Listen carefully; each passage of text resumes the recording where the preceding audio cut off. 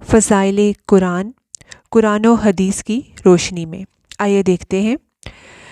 قرآن کریم وہ کتاب ہے جسے اس کائنات کے خالق و مالک نے اشرف الانبیاء حضرت محمد صلی اللہ علیہ وآلہ وسلم پر نازل کیا۔ آئیے قرآن کے فضائل قرآن و حدیث کی روشنی میں دیکھتے ہیں۔ فضائل قرآن، قرآن کی روشنی میں اللہ تعالیٰ کا ارشاد ہے، لوگو تمہارے پاس تمہارے رب کی طرف سے نصیحت آ گئی ہے، یہ دلوں کے امراض کے لیے شفا اور ایمان والوں کے لیے ہدایت و رحمت ہے۔ اے نبی صلی اللہ علیہ وآلہ وسلم کہہ دیجئے لوگوں کو چاہیے کہ اللہ کے فضل اور اس کی رحمت پر یعنی قرآن پر خوشی منائیں۔ یہ ان ساری چیزوں سے بہتر ہے جنہیں وہ جمع کرتے ہیں۔ یہ سورہ یونس کی آیت نمبر 57 تھی۔ پھر اللہ تعالیٰ نے فرمایا، جو شخص میری ہدایت کی پیروی کرے گا وہ نہ دنیا میں گمراہ ہوگا اور نہ آخرت میں تکلیف میں پڑے گا۔ یہ سورہ طٰہٰ 123 تھی۔ لوگو تمہارے پاس تمہارے رب کی طرف سے روشن دلیل آ گئی ہے اور ہم نے تمہاری طرف واضح نور ہدایت بھیج دیا ہے یعنی قرآن۔ بس جو لوگ اللہ پر ایمان لائے اور اس قرآن کا سہارا پکڑ لیا تو وہ بھی ضرور انہیں اپنی رحمت اور فضل کے دامن میں لائے گا اور ان کو اپنے حضور تک پہنچنے کا سیدھا رستہ بھی دکھا دے گا۔ سورۃ النساء تھی۔ اللہ نے بہترین کلام نازل کیا ہے یعنی ایسی کتاب جس کے تمام مضامین ہم رنگ ہیں اور لوگوں کو سمجھانے کے لیے بار بار دہرائے گئے ہیں۔ اس کتاب کی تاثیر یہ ہے کہ اس کو سن کر لوگوں کے بدن کانپ اٹھتے ہیں جو اپنے رب سے ڈرتے ہیں، پھر ان کے جسم اور دل نرم ہو کر یاد الہی کی طرف راغب ہوتے ہیں۔ سورہ الزمر آیت 23 اور 39 تھی۔ پھر فرمایا، بے شک تمہارے پاس اللہ کی طرف سے نور اور روشن کتاب آ چکی ہے جس سے اللہ اپنی رضا پر چلنے والوں کو سلامتی کے راستے دکھاتا ہے اور اپنے حکم سے اندھیروں سے نکال کر روشنی کی طرف لے جاتا ہے اور ان کو سیدھی راہ پر چلاتا ہے۔ سورۃ المائدہ آیت 15 اور 16 تھی۔ یہ ہم نے قرآن کی آیات کی روشنی میں قرآن کی فضیلت اور اہمیت کو جانا، جس سے ہمیں پتہ چلتا ہے کہ یہ ہمارے رب کی طرف سے ہمارے لیے نصیحت ہے اور شفا ہے، ٹھیک ہے، اور یہ اللہ کا فضل اور اس کی رحمت ہے۔ اور کیونکہ اگر اللہ تعالیٰ اس کو نہ بھیجتے تو ہم دنیا میں کیسے رہنمائی پاتے، کیسے گمراہی سے نکلتے، کیسے سیدھے راستے پر چلتے۔ تو یہ اللہ تعالیٰ کا فضل اور اس کی رحمت ہے کہ اس نے یہ کتاب بھیجی اور جس سے پھر جو بھی انسان ہدایت لینا چاہے گا، اللہ کا راستہ اپنانا چاہے گا، وہ اس کے لیے اس پہ چلنا، اس پہ عمل کرنا کوئی مشکل نہیں ہے۔ تو یہ قرآن کے جو تھی آیات کے حوالے سے ہم نے اس کی فضیلت کو جانا۔ ابھی ہم اس کے بارے میں مزید دیکھتے ہیں، احادیث کی روشنی میں قرآن کی فضیلت کو جانتے ہیں۔ آپ صلی اللہ علیہ وآلہ وسلم نے فرمایا، عنقریب فتنے نمودار ہوں گے۔ پوچھا گیا، اللہ کے رسول نکلنے کی راہ کون سی ہوگی؟ فرمایا، اللہ کی کتاب جس میں تم سے پہلے لوگوں کی بھی خبر موجود ہے اور بعد میں آنے والوں کی بھی، اور تمہارے اپنے متعلق بھی حکم موجود ہے۔ وہ قول فیصل ہے، وہ فضول بات اور بیہودہ گوئی نہیں ہے۔ جو کوئی قرآن کو چھوڑے گا اللہ تعالیٰ اس کو کچل کر رکھ دے گا، اور جس نے اسے چھوڑ کر کسی اور جگہ سے ہدایت حاصل کرنے کی کوشش کی اللہ اسے گمراہ کر دے گا۔ یہ قرآن ہی اللہ کی مضبوط رسی ہے جس کی پیروی سے جو ہے ہم برے خیالات سے محفوظ رہتے ہیں اور علماء کبھی اس سے سیر نہیں ہوتے، اس کے عجائبات کبھی ختم نہیں ہوتے اور بار بار پڑھنے سے یہ پرانا نہیں ہوتا۔ جو قرآن کے مطابق بات کرے گا وہ سچی بات کرے گا، جو اس کے مطابق عمل کرے گا یقیناً اجر پائے گا، جو اس کے مطابق فیصلہ کرے گا ضرور عدل کا فیصلہ کرے گا، جو لوگوں کو اس کی پیروی کی دعوت دے گا وہ سیدھے راستے کی طرف لوگوں کی رہنمائی کرے گا۔ یہ ترمذی کی روایت تھی۔ پھر اور مزید دیکھتے ہیں، فرمایا، جو شخص اللہ کی کتاب سے ایک حرف بھی پڑھتا ہے اسے اس کے بدلے میں ایک نیکی ملتی ہے اور ایک نیکی 10 نیکیوں کے برابر قرار پاتی ہے۔ آپ نے فرمایا، میں یہ نہیں کہتا کہ الف لام میم ایک حرف ہے، بلکہ الف ایک حرف ہے، لام ایک حرف ہے اور میم ایک حرف ہے۔ یہ بھی ترمذی کی روایت تھی۔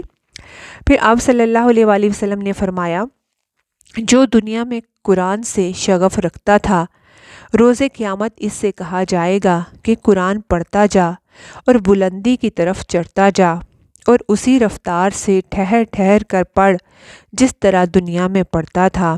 تیری منزل وہ آخری آیت ہوگی جہاں تک تو پڑھتا جائے گا۔ ترمذی کی روایت تھی۔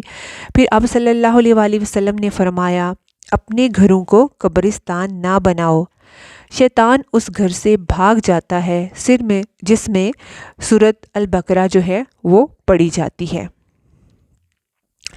پھر فرمایا، ایک شخص جو قرآن مجید کی تلاوت میں اس قدر مشغول رہتا ہے کہ دیگر وظائف اور اللہ سے دعا و سوال کی فرصت نہیں پاتا، تو اللہ تعالیٰ اس کے بارے میں خود فرماتا ہے کہ وہ اس پر خوش ہو کر وہ تمام چیزیں اس کو عطا کر دیتا ہے جن کے بارے میں وہ اللہ کے حضور دستے سوال دراز کرنا چاہتا تھا۔ ترمذی کی روایت تھی۔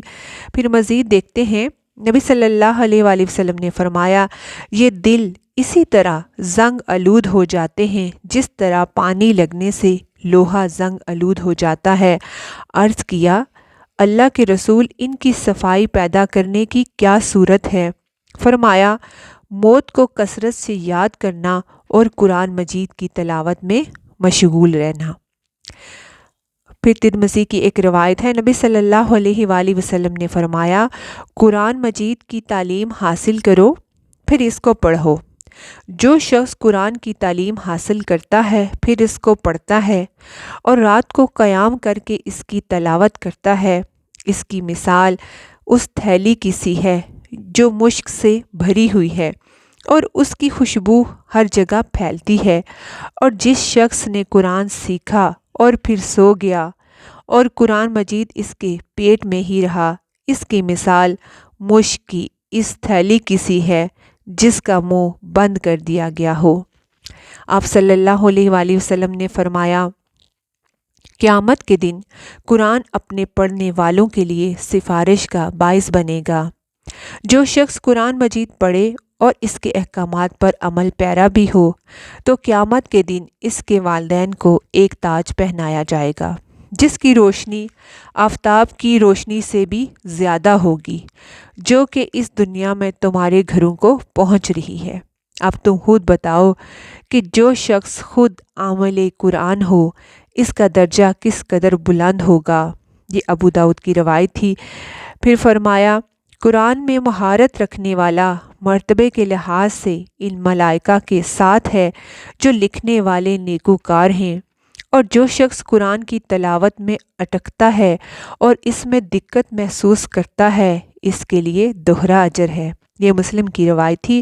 پھر فرمایا، جو لوگ اللہ کے گھروں میں سے کسی گھر میں اکٹھے ہوں اور وہ اللہ کی کتاب پڑھیں اور ایک دوسرے کو پڑھائیں، ان پر اطمینان سکینت نازل ہوتی ہے، رحمت انہیں ڈھانپ لیتی ہے، فرشتے ان کے گرد گھیرا ڈال لیتے ہیں، اور اللہ ان لوگوں کا ذکر ان فرشتوں سے کرتا ہے جو اس کے پاس موجود ہیں۔ مسلم کی روایت تھی۔ پھر فرمایا، نبی صلی اللہ علیہ وآلہ وسلم نے، نماز میں قرآن پڑھنا نماز سے باہر قرآن پڑھنے سے افضل ہے۔ نماز سے باہر قرآن پڑھنا تسبیح و تکبیر سے افضل ہے، تسبیح صدقہ دینے سے افضل ہے، اور صدقہ نفلی روزے سے افضل ہے، اور روزہ جہنم سے بچاؤ کے لیے ڈھال ہے۔ یہ مسلم کی روایت تھی۔ ایک صحابی فرماتے ہیں کہ ہمارے درمیان نبی صلی اللہ علیہ وآلہ وسلم تشریف لائے اور فرمایا، تم میں سے کوئی شخص اس بات کو پسند کرتا ہے کہ وہ علل صبح بازار میں جائے اور بڑے کوہان والی 2 اونٹنیاں بغیر کسی محنت اور قطع رحمی کے پکڑ لائے؟ صحابہ نے عرض کیا کہ اس کو تو ہم میں سے ہر شخص پسند کرے گا۔ آپ نے فرمایا، تم میں سے کوئی اگر صبح مسجد جا کر قرآن کی 2 آیتیں پڑھا دے یا پڑھ لے تو وہ اس کے لیے 2 اونٹنیوں سے افضل ہیں، اور 3 آیتیں 3 اونٹنیوں سے، اور 4 آیتیں 4 اونٹنیوں سے بہتر ہیں، اسی طرح اونٹنیوں کی تعداد بڑھاتے جاؤ۔ یہ مسلم کی روایت تھی۔ آپ نے فرمایا، اے ابو ذر، اگر تو صبح اٹھتے ہی قرآن مجید کی ایک آیت سیکھ لے، اسے باترجمہ یعنی پڑھ کر اس کا مفہوم جان لے، تو وہ تیرے لیے 100 رکعت نوافل پڑھنے سے بہتر ہے۔ یہ ابو داؤد کی روایت تھی۔ ہم نے قرآن کی فضیلت، قرآن کی آیات اور پھر احادیث کی روشنی میں جانی۔ اس سے ہمیں اس کی فضیلت کا پتہ چلتا ہے کہ اس کا کیا مرتبہ و مقام ہے، کیونکہ قرآن آپ کو معلوم ہے اللہ تعالیٰ کا کلام ہے۔ جب ہم قرآن پڑھتے ہیں تو اللہ ہم سے بات کر رہا ہوتا ہے، اور دیکھتے ہیں کہ ہمارا اس کے ساتھ کیا رویہ ہے اور اس سے منہ موڑنے کا انجام کیا ہے۔ اب فضائل کے بعد قرآن سے منہ موڑنے کا انجام کیا ہے؟ جب کوئی مسلمان قرآن کی قرأت میں اس کو سمجھنے میں یا عمل کرنے میں کوئی کوتاہی کرے گا تو گویا اس نے قرآن کو چھوڑ دیا۔ ارشاد باری تعالیٰ ہے، سورۃ طٰہٰ ہے، اور جو کوئی ہماری نصیحت سے منہ موڑے گا تو اس کی زندگی تنگی میں گزرے گی، اور قیامت کے دن ہم اسے اندھا اٹھائیں گے۔ وہ کہے گا، اے میرے رب، تو نے مجھے کیوں کر اندھا اٹھایا؟ میں تو دنیا میں اچھا خاصا دیکھنے والا تھا۔ ارشاد ہوگا، ہاں اسی طرح ہونا تھا، تیرے پاس جب ہماری آیتیں آئی تھی تو تو نے انہیں بھلا دیا تھا، اسی طرح آج تو بھی بھلا دیا گیا۔ پھر اسی طرح قرآن سے منہ موڑنے والوں کے خلاف اللہ تعالیٰ قیامت کے دن جو ہے ان کی اللہ تعالیٰ کی عدالت میں نبی صلی اللہ علیہ وآلہ وسلم اپنا مقدمہ بھی دائر کریں گے، جس کے بارے میں سورۃ الفرقان کی آیت نمبر جو ہے وہ 30 میں آتا ہے۔ اور روز قیامت رسول صلی اللہ علیہ وآلہ وسلم کہیں گے، اے میرے پروردگار، میری قوم نے قرآن کو چھوڑ دیا تھا۔ تو قرآن سے منہ موڑنے کا جو انجام ہے وہ بہت برا ہے، کیونکہ پھر ہم صحیح دین پر چل ہی نہیں سکتے، ہم گمراہی کے رستے پہ نکل جائیں گے۔ اور اس کو سمجھنا، اس پہ عمل کرنا اور آگے پہنچانا کتنا ضروری ہے، اس کے بارے میں مزید بات کرتے ہیں۔ تو قرآن سے منہ موڑنے کا انجام کیا ہے کہ جو لوگ قرآن سے اس دنیا میں منہ موڑے ہوئے ہیں، اس کی طرف اس کو دیکھتے نہیں، قیامت کے دن اللہ تعالیٰ ان کو اندھا اٹھائے گا، کیونکہ دنیا میں انہوں نے آنکھوں سے، عقل سے اس طرح سے کام نہ لیا، قرآن کو نہ سمجھا نہ سیکھا۔ تو پھر اللہ تعالیٰ نے کہا کہ آج تم جو ہے جس طرح تم نے قرآن کو بھلایا ہوا تھا، میری آیات کو جھٹلایا ہوا تھا، آج تم اسی طرح آنکھوں سے اندھے اور میری رحمت سے دور بھی ہو، آج میں نے بھی تمہیں بھلا دیا۔ پھر اس کے بعد دیکھتے ہیں کہ ہمارا رویہ جو ہے وہ قرآن کے ساتھ کیا ہونا چاہیے، ٹھیک ہے نا؟ تو اس کی دیکھتے ہیں، قرآن اس لیے نازل ہوا کہ ہم اسے پڑھیں، سمجھیں اور اس پر عمل کریں۔ کتنے افسوس کی بات ہے اگر ہم آج قرآن پڑھ لیں لیکن اس کے معنی کو نہیں سمجھتے۔ اللہ تعالیٰ نے اس کی حالت اپنے ارشاد میں مذمت کرتے ہوئے کیا کہا، اور ان میں سے ایسے ان پڑھ بھی ہیں جو کتاب کا کوئی علم نہیں رکھتے سوائے جھوٹی آرزوؤں کے، اور فقط خیالی تکے چلایا کرتے ہیں۔ یہ سورہ بقرہ کی آیت ہے 78۔ آج ہمیں دین کے بارے میں آپ خود سوچیں کیوں سمجھ نہیں، کیونکہ ہمارا قرآن کے ساتھ ایسا ہی رویہ ہے۔ ہمیں صرف اگر ریڈنگ آ جاتی ہے، اس کا صرف پڑھنا آ جاتا ہے تو اس کو بہت سمجھ لیا جاتا ہے، اور اگر ہم دیکھیں تو بہت سارے لوگوں کی ریڈنگ بھی صحیح نہیں ہوتی ہے، اور سوچیں کہ اگر آپ اس کو غلط پڑھیں گے، جو اللہ نے کچھ بولا ہی نہیں، اتارا ہی نہیں، اگر آپ وہ پڑھ رہے ہیں تو پھر آپ کو کیا اجر ملے گا؟ پھر اس کو جو ہے، اس کو ایک تو ہمیں پڑھنا آنا چاہیے۔ پھر نبی صلی اللہ علیہ وآلہ وسلم نے فرمایا، جس شخص کے دل میں قرآن کا کوئی حصہ موجود نہ ہو وہ ویران گھر کی طرح ہے۔ یہ ترمذی کی روایت ہے۔ اس سے پتہ چلتا ہے کہ قرآن کا کچھ نہ کچھ حصہ ہمیں یاد بھی کرنا چاہیے، ہمارے دل میں بھی ہونا چاہیے۔ کوشش کیا کریں کہ چھوٹی چھوٹی صورتیں جو ہیں ان کو یاد کیا کریں، اور کیونکہ اس سے یہ قرآن جو ہے وہ ہمارا ساتھی ہے قبر میں بہترین، اور نور ہے، روشنی ہے۔ تو اس کو جو ہے آپ نے کوشش کرنی ہے کہ جو بھی ہو سکے تھوڑا تھوڑا اس کو یاد بھی کریں۔ پھر فرمایا جو شخص قرآن پر ایمان نہیں لایا، یعنی وہ شخص قرآن پر ایمان نہیں لایا جس نے اس کی حرام کی ہوئی چیزوں کو حلال کر لیا۔ اب یہ اس کی حرام کی ہوئی چیزوں کو حلال کیسے کر سکتے؟ جب ہم اس کے احکامات پر عمل نہیں کرتے، اور عمل کیسے صحیح ہو جب ہم اس کو سمجھیں گے نہیں، تو ہمیں کیا پتہ کہ قرآن نے کیا حلال قرار دیا، اللہ نے کیا حلال و حرام کا کرائٹیریا رکھا ہے۔ تو اس کو پڑھنا اور اس کو سمجھنا ہے۔ پھر فرمایا اے قرآن والو، قرآن کو اپنا تکیہ اور سہارا مت بنا لو، بلکہ رات اور دن کے اوقات میں اس کی تلاوت کیا کرو جیسا کہ اس کی تلاوت کرنے کا حق ہے۔ اب اس میں اس کا حق کیا ہے؟ تلاوت کا حق ہے، یہ حدیث تھی بہقی کی جو میں آپ کو سنا رہی تھی۔ تلاوت کا حق کیا ہے کہ اس کو صحیح پڑھنا آنا چاہیے، صحیح مخارج کے ساتھ، حروف کو صحیح پڑھا جائے، حرکات کو صحیح پڑھا جائے، ٹھیک ہے۔ پھر اس کے بعد جو ہے اس کو سمجھا بھی جائے کہ اس کا مطلب کیا ہے، اس میں اللہ نے کیا کہا ہے، پھر اس پہ عمل بھی کیا جائے، کیا اللہ نے منع کیا ہے، کیا کرنے کا حکم دیا ہے، وہ سب کیا جائے، اور پھر دوسروں تک بھی اس کو پہنچایا جائے، کیونکہ ہمارے اوپر امت وسط پہ اور نبی صلی اللہ علیہ وآلہ وسلم کے بعد اب ان کی امت پہ ہے کہ اس قرآن کے پیغام کو آگے پہنچایا جائے، اور کہا گیا کہ اس کو پھیلاؤ، اسے خوشحانی سے پڑھو، یعنی کہ اس کو اچھے سے پڑھو اور اس میں تدبر کیا کرو، امید ہے کہ تم اس سے فلاح پا جاؤ گے، اور اس کا بدلہ جلد لینے کی کوشش نہ کرو کیونکہ آخرت میں اس کا ثواب ملنا والا ہے۔ تو قرآن کو پڑھنا، اچھے سے پڑھنا، پھر اس میں تدبر کرنا اور غور و فکر کرنا، اس پہ عمل کرنا ہے، تو پھر انسان جو ہے وہ ضرور فلاح پا جائے گا۔ جو شخص بہقی کی حدیث ہے کہ جو شخص قرآن کو اس غرض سے پڑھے کہ اس کے ذریعے لوگوں سے روٹی مانگے، تو قیامت کے دن وہ اس حالت میں آئے گا کہ اس کا چہرہ بس ہڈی ہڈی ہوگا، اس پر گوشت پوست نہیں ہوگا۔ اللہ تعالی ہمیں اس کو سمجھ اس لیے پڑھنا نصیب کرے کہ ہم اس کو سمجھ کے اللہ تک پہنچے، ٹھیک ہے، نہ کہ اس کے ذریعے دنیا کمائیں۔ قرآن تیرے حق میں حجت ہوگا یا تیرے خلاف ہوگا، یہ مسلم کی روایت ہے۔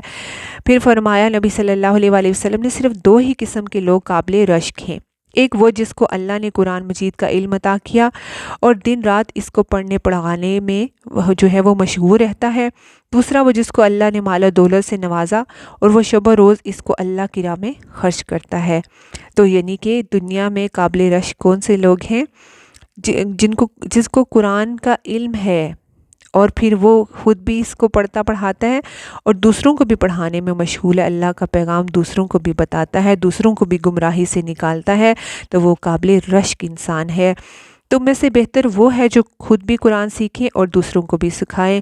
یہ بخاری کی روایت ہے، تو اس سے پتہ چلتا ہے کہ ہمیں خود پہلے قرآن کو صحیح کرنا ہے، پھر اس کو سمجھنا ہے، خود اس پہ عمل کرنا ہے، اور پھر ہمیں دوسروں کو بھی پہنچانا ہے۔ پھر نبی صلی اللہ علیہ وآلہ وسلم نے فرمایا اللہ کے کلام کی فضیلت باقی تمام کلاموں پر ایسی ہے جیسی اللہ تعالیٰ کی اپنی مخلوق پر ہے۔ ترمذی کی روایت تھی۔ تو کوشش کرنی چاہیے کہ لوگوں کی نصیحت کے لیے قرآن کو اصل بنیاد بنایا جائے، یعنی قرآن ہی کو کتاب دعوت بنایا جائے۔ ہر مسلمان اس قابل ہو کہ وہ عربی متن پڑھتے ہوئے براہ راست ترجمہ بھی سمجھ سکے، کیونکہ قرآن کو ہم تبھی سمجھ سکتے ہیں جب اس کی زبان کو سمجھنے کی کوشش کریں گے۔ تو اس کے بعد تو ہم جب اس کی اہمیت ہم نے، قرآن کی فضیلت ہم نے آیات کی صورت میں بھی جانی، احادیث کی صورت میں بھی جانی، اور ہمارے لیے اس کا کیا رویہ ہونا چاہیے وہ بھی میں نے آپ کو بتایا۔ آخر میں یہ کہنا چاہوں گی کہ اللہ تعالیٰ سے دعا ہے کہ وہ قرآن کریم کو ہمارے دلوں کی فصل بہار، ہمارے سینوں کا نور بنا دے، اس سے ہماری پریشانیوں کو دور کر دے، اور نعمتوں والی جنت کی طرف یہی قرآن ہمارا رہنما ہو۔ ہمیں رات اور دن کے اکثر اوقات میں اس طور پر اس کی تلاوت نصیب فرمائے جس سے وہ ہم سے راضی ہو جائے، اسے ہمارے لیے حجت بنائے، ہم پر حجت نہ بنائے، نیز ہمیں اس بات کی توفیق دے کہ جو کچھ اس نے حلال کیا ہے ہم اسے حلال سمجھے اور جو حرام کیا ہے اسے حرام سمجھے۔ اللہ تعالی ہم سب پر رحم کرنے والوں سے بڑھ کر رحم کرنے والا ہے۔ ہمیں چاہیے کہ اللہ تعالیٰ کے احکامات کو سمجھیں، اس قرآن کو سمجھیں، اس پر عمل کریں اور دوسروں تک بھی اس کو پہنچائیں۔ ہم قرآن اور احادیث کی روشنی میں اس کی فضیلت کو جاننے کے بعد اپنا جائزہ لیں کہ ہمارا قرآن کے ساتھ کیا رویہ ہے۔ ہم اپنا جائزہ، ہم اپنا جو ہے محاسبہ خود کر سکتے ہیں۔ ہمارا پڑھنے میں قرآن کتنا اچھا ہے، ہماری سمجھ میں کتنا قرآن ہے، کیا مجھے اللہ تعالیٰ کی بات، اس کے احکامات سب معلوم ہیں، کیا مجھے اس قرآن کا علم حاصل ہے، کیا کہیں میں ان لوگوں میں سے تو نہیں ہوں جو قرآن کو چھوڑے ہوئے ہیں، جو اس رحمت سے محروم ہیں۔ اور یہ سب جاننے کے بعد خود فیصلہ کریں کہ ہم اس کا حق ادا کر رہے ہیں یا نہیں۔ السلام علیکم ورحمۃ اللہ وبرکاتہ۔